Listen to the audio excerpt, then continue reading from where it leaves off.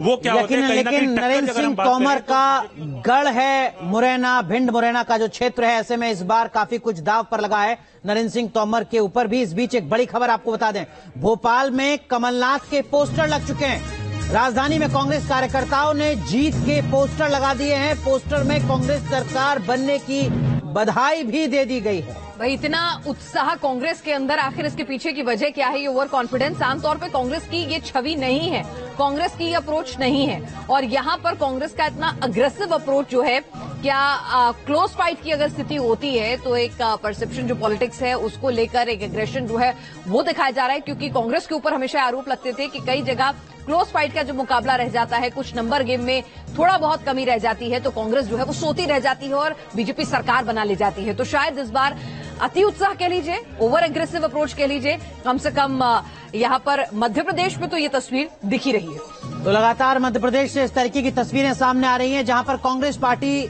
पहले से ही मानकर चल रही है कि वो राज्य में सत्ता में आ रही है। ये अलग बात है कि majority of exit polls Congress party को मध्य प्रदेश की सत्ता नहीं सौंप रहे हैं। मेजॉरिटी ऑफ एग्जिट पोल्स के मुताबिक मध्य प्रदेश में भारतीय जनता पार्टी सत्ता में आ रही है।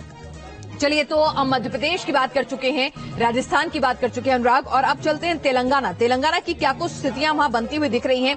एंटी इनकम्बेंसी बीआरएस को कितनी भारी पड़ सकती है? लास्ट मिनट में जो कुछ नई लोक लुभावन योजनाएं लेकर आए उसका क्या कुछ फायदा मिल सकता है? विलास अठावले हमारे संवाददाता ग्राउंड जीरो पर मौजूद। विलास,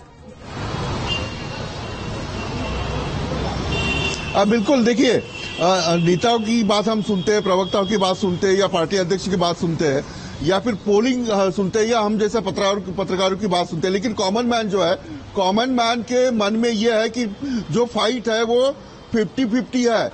कॉमन मैन जो है, जो रिक्शा वाले हैं, जो वोटिंग करते हैं, उनका ये कहना है कि 4 बजे तक जो पोलिंग आया था वो पोलिंग अलग था, लेकिन 4 के बाद जो मतदान हुआ है वही जिताएगा चंद्रशेखर राव को, या वही जिताएगा कांग्रेस को। तो ये दो चीजें हैं, यानी 4 से 5 के दरमियान जो वोटिंग हुआ वो किसको हुआ वही जीतेगा। नंबर 2, 10 साल का काम हुआ है, 10 साल में एक निगेटिव वोट तैयार हो जाता है, वो कांग्रेस के पलड़े में जाएगा। तीसरी बात, जो परिवारवाद केसीआर ने किया है उसके खिलाफ भी वोट हो सकता है। तो ये 3 चीजें बहुत अहम है।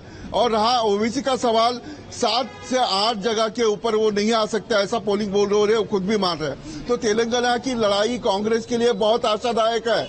इसलिए लोकसभा में अगर नरेंद्र मोदी या बीजेपी या अमित शाह को हराना है तो तेलंगाना रहे, छत्तीसगढ़ रहे, मध्य प्रदेश रहे, ये सारे राज्यों में कांग्रेस का जो परफॉर्मेंस है वो अच्छा करना पड़ेगा। जो राहुल गांधी और प्रियंका गांधी ने तेलंगाना में रैली कर किया था। रूरल एरिया में कांग्रेस अच्छा काम कर रही है, लेकिन जो सिटी है, शहरी भाग है, उसमें जो केसीआर है उनका अच्छा काम है। तो जो फाइट है वो टफ फाइट है।